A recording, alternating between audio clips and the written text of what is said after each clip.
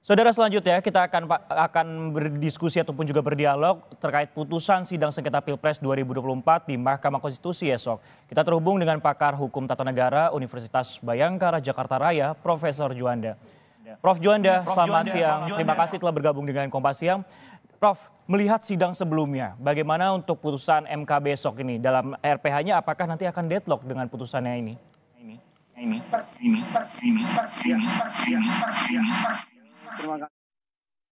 Saya bukan lagi di Universitas Bayangkara Jakarta Raya, sudah pindah, dan saya kira tidak ada masalah. Yang jelas kalau kita lihat dari peta hakim yang ada di di Mahkamah Konstitusi, saya melihat itu lebih mengedepankan bagaimana menghadirkan keadilan untuk Republik ini dalam rangka penyelenggaraan Pilpres, khususnya dalam rangka sengketa Pilpres itu. Artinya yang ingin saya sampaikan bahwa saya berangkat dari pengalaman. Kalau melihat dari peta majelis hakim dari 8, satu tidak bisa, dari 8 itu 2 baru, terus yang 6 adalah hakim yang lama. Dari 8 itu saya melihat untuk putusan 90 dulu, ya, saya berkeyakinan dari 8 yang ada berkacamata kepada putusan 90 kemarin, maka saya cenderung melihat hakimnya adalah lebih mengedepankan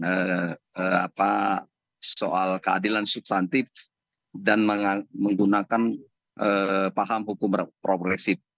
Artinya tidak paham legalistik, formalistik yang hanya berkutat pada angka-angka.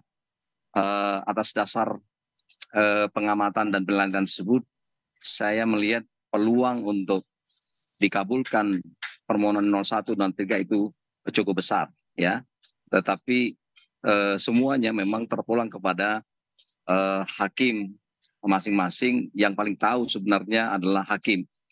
Bisa saja itu tidak tepat pandangan saya, tetapi paling tidak saya beralasan bahwa melihat selama ini pengalaman dan integritas dari hakim yang ada sekarang, saya masih meyakini 6 hakim itu masih berpegang pada paham hukum progresif.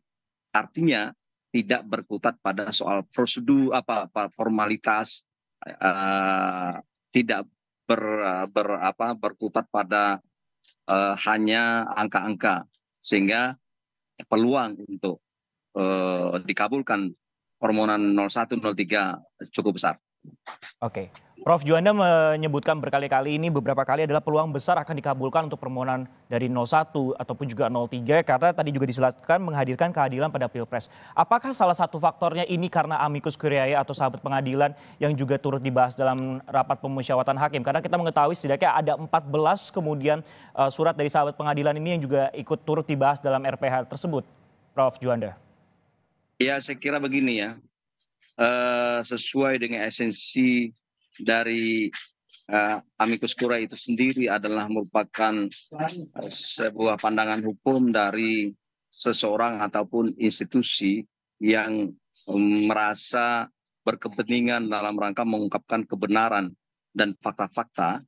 Maka saya kira posisi amicus curiae itu sebenarnya bukanlah menjadi alat bukti, tetapi dia bisa jadikan sebagai bahan bagi majelis hakim ketika pandangan-pandangan hukum para amikus yang ada itu sendiri mengandung kebenaran, bersesuaian dengan apa yang dikemukakan oleh 01 dan 03.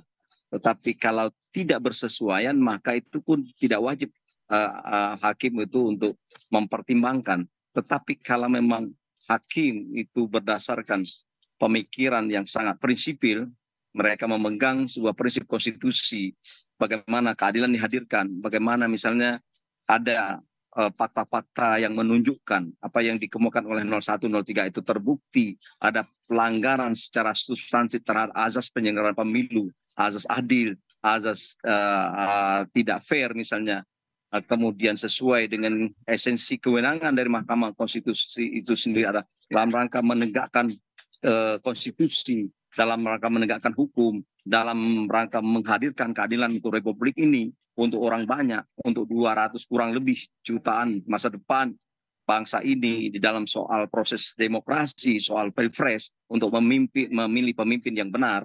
Saya yakin bahwa itu amicus curiae yang bersesuaian itu dapat dipertimbangkan. Tetapi kalau memang majelis hakim melihat bahwa ternyata bahwa apa yang dikemukakan oleh 01, apa yang dikemukakan oleh 03 itu tidak bisa dibuktikan atau tidak bisa meyakinkan majelis hakim, maka amicus curiae ini juga bisa diabaikan oleh majelis hakim. Jadi tidak tergantung pada amicus curiae itu dalam rangka hakim rapat di dalam mengambil keputusan di dalam RPH yang sekarang mungkin sedang berlangsung. Baik, untuk amicus curiae ini akan menjadi bahan untuk majelis hakim pertimbangan seperti itu, namun tetap pada terkait kesesuaiannya seperti itu. Nah, untuk konsekuensi dari putusan besok akan seperti apa, Prof Juanda, apabila kemudian permohonan ini diterima oleh majelis hakim ataupun juga tidak? Apa saja kemudian peluang-peluang dari konsekuensi yang akan terjadi pada esok hari? Ya, saya kira konsekuensinya apapun, apakah pertama, ya katakanlah diterima, dikabulkan, apakah dikabul sebagian? Sebab kalau kita membaca dari permohonan pemohon 01 dan 03 itu, saya ambil intisarinya saja bahwa itu pertama adalah untuk mendiskualifikasi ya Gibran misalnya. Nah, ketika misalnya itu diterima, maka konsekuensinya tentu yang sangat mendasar adalah bagaimana Prabowo dan KPU menyiapkan untuk menyiapkan calon pengganti Gibran.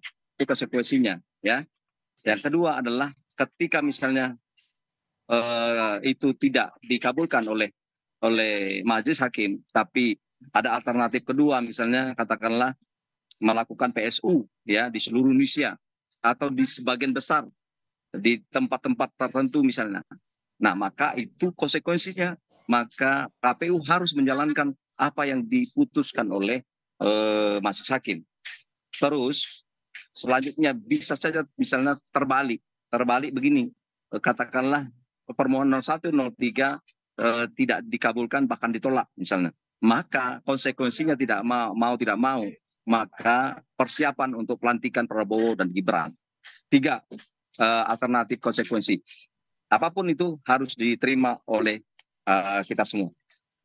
Ya, ini juga diharapkan agar segala ataupun juga semua pihak ini bisa legowo untuk menerima hasilnya yang rencana juga akan dibacakan sidang putusan ini pada Mahkamah Konstitusi pada esok hari pada pukul 9. Tadi ada 3 kemudian potensi ataupun jadi sidang putusan tersebut ada konsekuensi Prabowo didiskualifikasi, akan dilakukan pemilihan suara ulang ataupun juga nantinya untuk persiapan dari pelantikan presiden. Terima kasih Profesor Juanda, pakar hukum tata negara yang telah bergabung dengan Kompas TV pada siang hari ini.